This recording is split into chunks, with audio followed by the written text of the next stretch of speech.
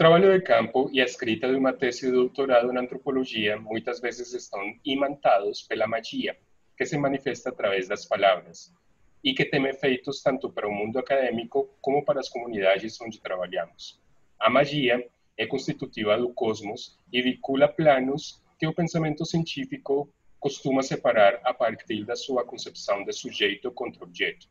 Antropólogos e antropólogas somos personagens chaves na reformulação do fazer científico, pois temos a potência de costurar o mundo do nós com o mundo dos outros. Oi, amigos da revista Mana, meu nome é Marco Julián Martínez e no dia de hoje nos acompanha a professora Luisa Díaz Flores, do Departamento de Antropologia da Universidade Federal de Amazonas. Ela é autora do artigo Um Nós Intercessor, quando a etnografia também é magia, publicado no volume 26 da revista Mana, Estudos de Antropologia Social.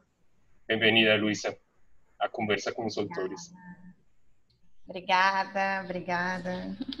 Bom, no seu artigo você estabelece a importância política da escrita para visibilizar a guerra cósmica, da qual faz parte a comunidade quilombola Morada de Paz, do território da Mãe Preta. Mas essa importância foi sentida por você, através da sua permanência no campo, permitindo-lhe criar um conhecimento diferente ao intelectual, ao racional, fundamental para sua compreensão das cosmopolíticas das Yas e do Baba, fundadores da comunidade. Luisa, conta para os leitores da revista Mana sobre essas lições de método fundamentais para um questionamento da criação científica e da política para a mesma antropologia. Então, Marco, vou começar minha fala pedindo licença, né, o Agulha Mojubá, pedindo licença às Yas e Baba, à comunidade, a você que está aqui conversando comigo, para que a minha fala seja de muito respeito e de muita gratidão à Mana pela abertura, né, desse espaço de divulgação científica tão importante. Acho que antes de tudo eu preciso contextualizar um pouco de onde que vem esse artigo, né? Como que ele se originou. Ele é fruto dessa tese de doutorado que foi defendida em 2018, né? Quase 2 meses após o incêndio do Museu Nacional e 2 dias após a eleição de Jair Bolsonaro. E eu acho importante localizar esses 2 marcos catastróficos dentro da nossa história, porque acredito que as Yas e o Baba eles nos ensinam a pensar e a nos posicionar frente a essas situações que nos apresentam, né, políticas, né? Bom, esse artigo específico, ele é a conclusão da minha tese de doutorado, uma tese de doutorado que eu desenvolvi, então, com uma comunidade quilombola do interior do Rio Grande do Sul, formada majoritariamente por mulheres negras e suas filhas e filhos, né? Que é também uma comunidade espiritual, que é uma comunidade que vivencia uma espiritualidade que chama de afro-budígena, né? Porque coloca em relação aspectos do xamanismo Biá-Guarani, aspectos do budismo tibetano-mahayana e aspectos das religiões de matriz africana, sobretudo Batuque e a Umbanda. Mas o motivo, o conceito central da tese, que tem a ver com esse artigo publicado na Mana, né, é o conceito de ocupação. É um conceito que surge na comunidade num processo de encontro entre um coletivo do movimento negro, já bem instituído, de Porto Alegre, né, que estava fazendo uma vivência dentro da comunidade. E aí, a partir de uma roda de conversa, como se chama os IPADEs, né, um dos sujeitos desse coletivo coloca que, bom, eles compartilham com a comunidade, né, com a Morada da Paz, uma necessidade de voltar ao comunalismo, às ideias do quilombismo, né, de Abdias do Nascimento e tudo mais, mas se diferenciam porque esse coletivo em si seria um coletivo político e a Morada seria um coletivo espiritual. E é nesse momento que a Xodã, então, que é Yalaxé e mestra da comunidade, diz, opa, pera lá, nós somos também um coletivo político, porque trabalhamos com a ideia de ocupação das mentes e corações, né? Então, essa noção de ocupação, ela é o fio condutor e central da tese de doutorado, e que eu penso e descrevo esse conceito a partir da encruzilhada de 2 outras noções de ocupação, que é a noção de ocupação oriunda, né, dos movimentos sociais, sobretudo dos secundaristas, né, desde 2014, 2015, né, na verdade desde 2013, né, que a gente vive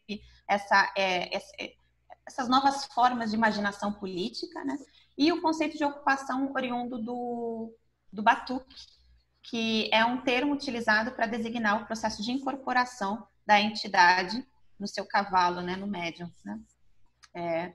Então, o sujeito está ocupado, né, pelo santo, né? A Yaô está ocupada pelo santo, ou o orixá está ocupando o seu cavalo, né?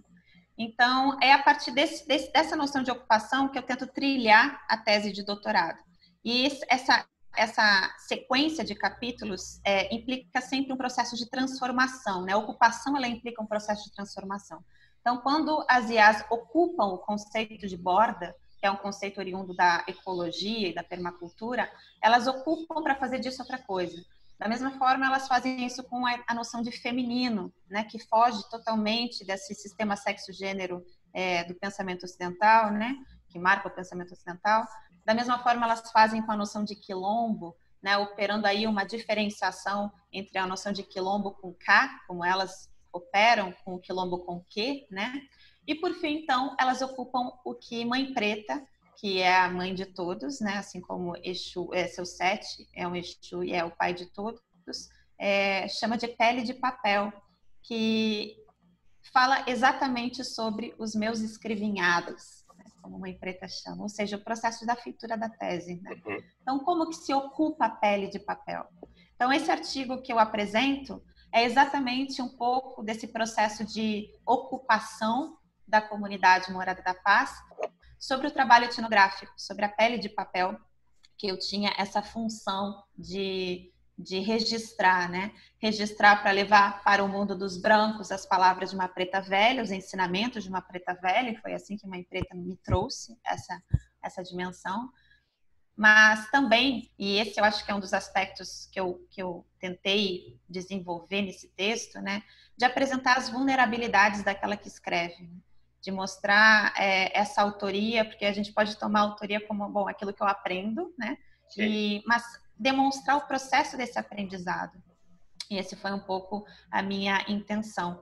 Então, nessa relação com a comunidade Morada da Paz, eu precisei reposicionar e reformular uma série de dimensões metodológicas, né, da escrita etnográfica, né? Por uma série de motivos. Um deles, e talvez o principal, é que os meus textos eram sempre lidos pela comunidade, né? Não existia uma separação entre a vida desenvolvida na comunidade e a produção dos meus textos. Os meus textos faziam parte da vida coletiva, né? Então, eles eram lidos e eram questionados constantemente, né?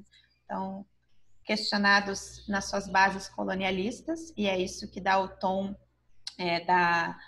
da minha ideia de trazer para o texto etnográfico o questionamento dessa separação nós e outros, né? Formulado pelo conhecimento antropológico, a partir de um nós e outros formulado de outra maneira, né? Pela comunidade, né? E que posiciona o conhecimento antropológico nessa relação, né? E a partir disso, uma série de dimensões metodológicas foram necessárias. Foram necessárias porque não tinha como não ser. Se eu não operasse daquela forma, eu não faria trabalho de campo, assim, não teria como fazer trabalho de campo.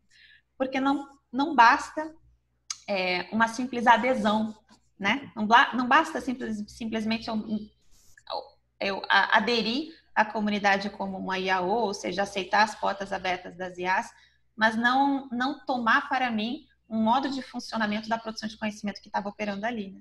E que era precisamente participar dos IPADEs e aprender a ouvir nos IPADEs, né? Nos IPADEs, que são essas rodas de conversa, e que são rodas de conversa que levam muito a sério as posicionalidades que os sujeitos têm dentro dessa hierarquia circular do terreiro, né? Quem é que começa a falar, quem é que só escuta, né? Também, dependendo das situações. E também aquilo que foi nomeado de campos energéticos, né, pelas minhas irmãs e IAs, né, que é exatamente entender que a pergunta, ela é perigosa, né? A pergunta é perigosa.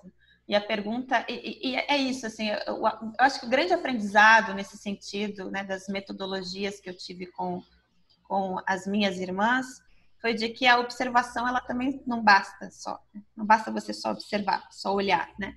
Você precisa saber sentir os fluxos de uma determinada situação para saber como se posicionar, como perguntar ou não perguntar, né? Então, teve situações muito emblemáticas que puxaram minha orelha, inúmeras vezes, né? Enfim, teve uma situação especial, assim, que eu estava com uma irmã muito querida, que é a antiga Yaú da comunidade, a Icoé, e eu estava angustiada com os meus processos eu precisava perguntar um monte de coisa, né, na escrita da tese, fazer os diários de campo, e aí eu resolvi fazer uma pergunta sobre Exu, num processo que a gente estava fazendo comida para geral da comunidade, para todo mundo da comunidade. E ela me ignorou por completo, eu fiquei tão chateada. Ela me ignorou totalmente, assim. Depois a gente conversou sobre isso, né? Ela, bom, você precisa saber quando perguntar. Se você faz uma pergunta sobre Exu num processo de feitura da comida, quais são os efeitos que essa pergunta pode ter no próprio processo da comida, né? Porque essas forças que atuam no mundo, que são forças, né, das luzes e forças das trevas, forças destrutivas e de potência, elas afetam materialidades, afetam sujeitos, afetam situações, né? Afetam, inclusive, aquilo que nós nominaríamos como política, né? E essa atenção, essa chamada atenção, que é parte da magia, que foi fundamental para eu conseguir operar um trabalho de campo ali. Senão eu não conseguiria fazer trabalho de campo com a comunidade Morada da Paz. Eu acho muito interessante essa ideia de ocupar a pele de papel. O corpo parece ser um meio através do qual uma certa potência se expressa, essa potência que pode servir à luz ou pode servir às trevas. Esse trabalho, como você, digamos, desde uma perspectiva mais da experiência, começou a criar essa sensibilidade?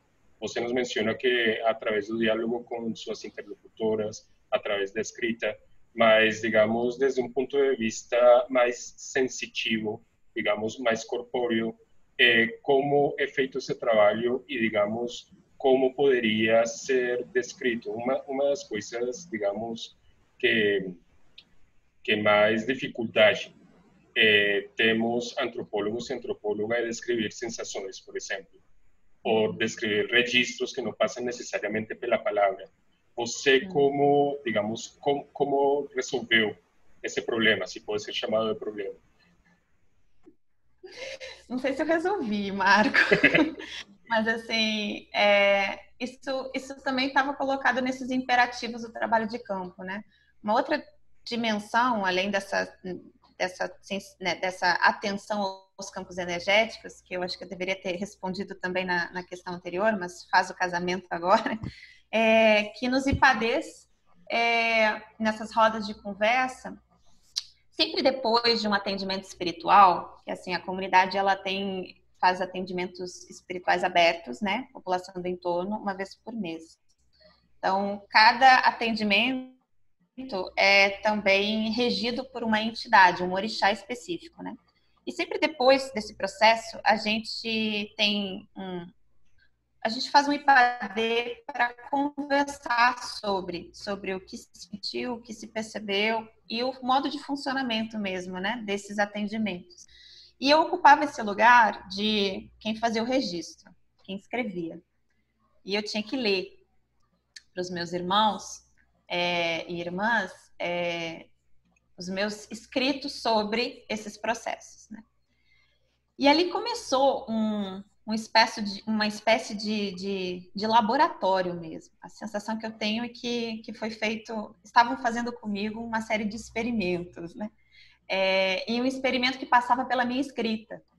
Então, os meus primeiros textos foram textos muito duros da observação, daquilo que a gente é ensinado a fazer, né? A observação de quem são as pessoas, onde estão posicionadas, o que quer dizer algum não sei o quê, né? Significados e papapá, aquela coisa toda. E até que começaram a me provocar a escrever menos enquanto antropóloga e mais como uma IAO antropóloga, né? Que atentasse para os fluxos, né? Atentasse para os fluxos que atravessavam determinadas situações e, enfim, sensações, né? Arrepios, né? Enfim, aquilo que passava pelo corpo. Porque o corpo é central, o corpo é a partir de onde o conhecimento é produzido, né?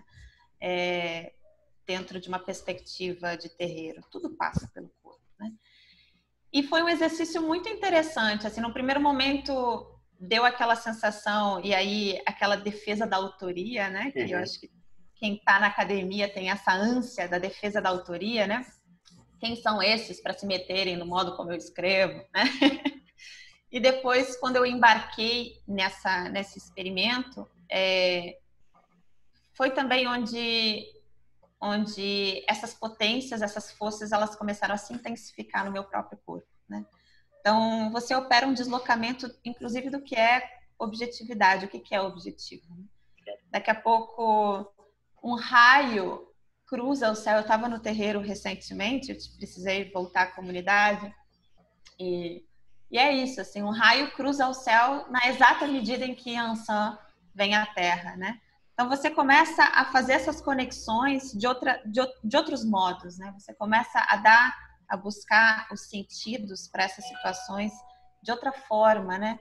Então, é exatamente isso que elas estavam me provocando a pensar nessas reelaborações do texto, né?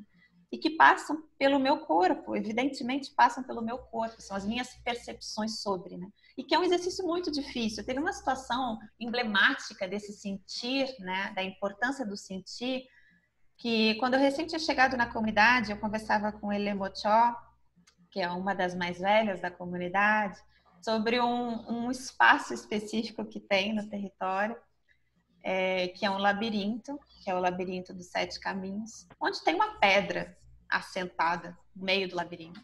E eu perguntava para ela, o que é aquela pedra? O que quer dizer aquela pedra? O que significa aquela pedra? E ela, assim, com muito carinho, mas também com muito desdém, a minha pergunta, só disse, sente. Vai lá e sente.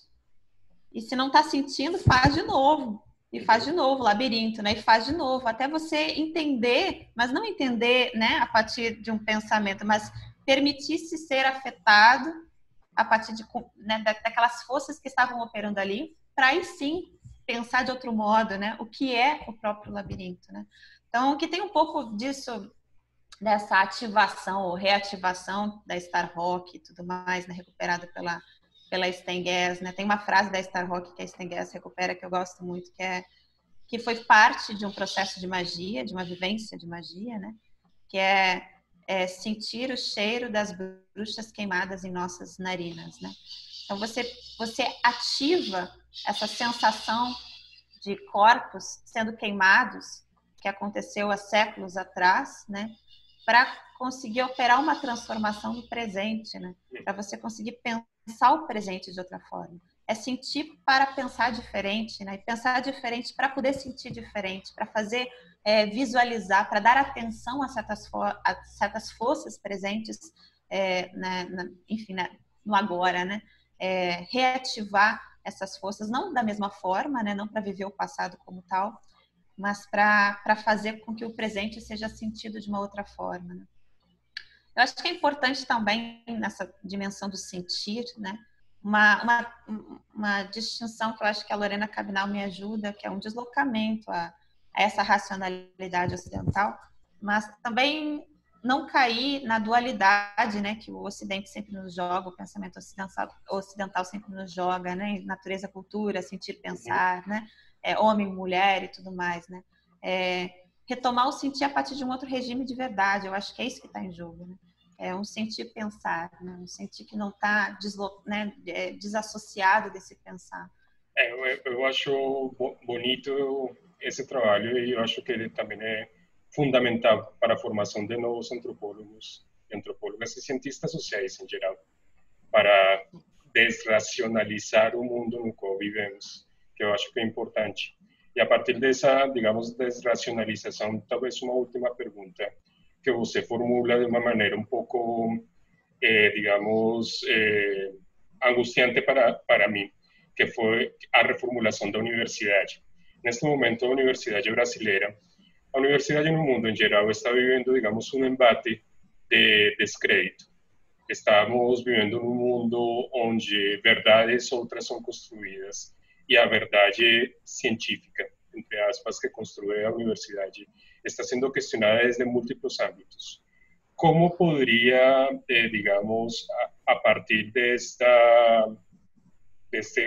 ocupar de uma maneira diferente, como poderia reformular-se a ideia de universidade e o trabalho que nós, como antropólogos e antropólogas, fazemos dentro da universidade? Como poderíamos reformular, eu também não sei. Esse é um experimento que é coletivo, né? Que a gente está aí se debruçando, né?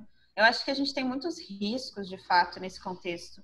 Um contexto em que nos leva né, nós nos deparamos com negacionistas do conhecimento científico, de um lado, nós nos deparamos com uma defesa da ciência, né, a partir das suas bases positivistas, né, a ciência como detentora da verdade, e nós antropólogos, sobretudo, que estamos em contato com outras formas de produção de conhecimento, de pessoas que foram constantemente invisibilizadas, né, vítimas desses epistemicídios, genocídios, que inclusive o conhecimento ocidental, né, e sobretudo o conhecimento ocidental, a ciência ocidental tem operado ao longo dos anos, a gente precisa prestar atenção a isso também, né?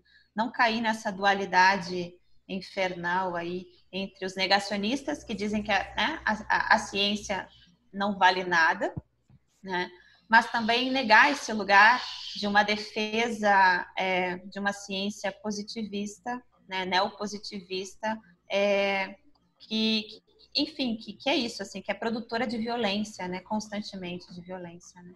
Então, a provocação que as IAs me fazem é muito de reconstrução mesmo, não é de destruição da universidade, não se faz, e isso é importante de deixar, de assinalar, né? Não é de destruição da universidade como essas forças conservadoras, né, têm feito, têm operado, né?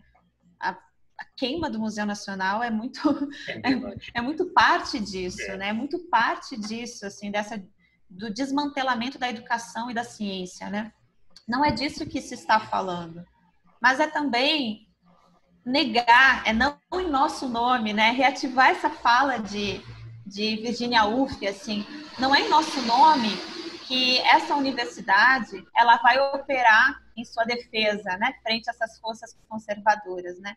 Porque essa universidade, do modo como está, ela também é produtora de violências, também é produtora de epistemicídios, né?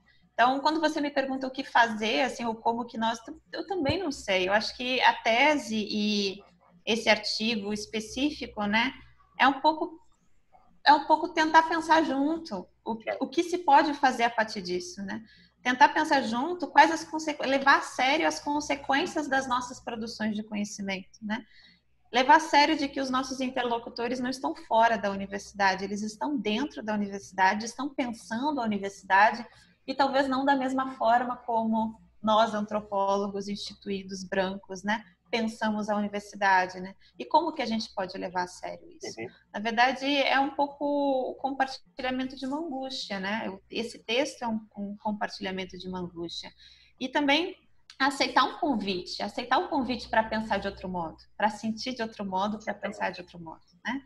E aí, o ponto central não é a destruição da universidade, mas é sentir as potências que a universidade tem, de fato, dessa relação com outros saberes, para poder fazer de outro modo, para poder pensar de outro modo e construir um outro processo, né? Uma outra relação com esses saberes outros, que a gente já vê aí, né? Por exemplo, as ações afirmativas, que todos os deslocamentos que as ações afirmativas têm produzido dentro da universidade, né? Os encontros de saberes como fundamentais também para deslocar, desestabilizar essas construções do que é a universidade, né? E outros tantos que eu acho que ainda estão por criar. A ideia de pensar a etnografia como magia é um pouco isso, assim, entender que a etnografia, que por mais que tenha efeitos dentro da política universitária, e tem, né? Ela também tem efeitos dentro de uma cosmopolítica quilombola, né, a guerra cósmica, dentro de uma guerra cósmica, ela também tem efeitos ali. E como que eu levo a sério os efeitos que a etnografia tem na guerra cósmica? Esse foi um pouco o meu exercício, né, de entender, enfim, pensar por aí. Não, e um exercício que eu acho que é instigador e pelo menos minha sensação depois de ler seu artigo é de levantar perguntas, como colocar perguntas e como, digamos, afinar a escuta, também para criar diálogos possíveis. Em nome da revista Mana, queremos agradecer sua participação nesta entrevista. Então, muito obrigado, professora Luísa. Eu que agradeço muito a escuta, a troca, e valeu demais. E parabéns aí a toda a equipe também que tem tocado essas experiências, né, de divulgação científica. Claro que sim. Super grata, Marco.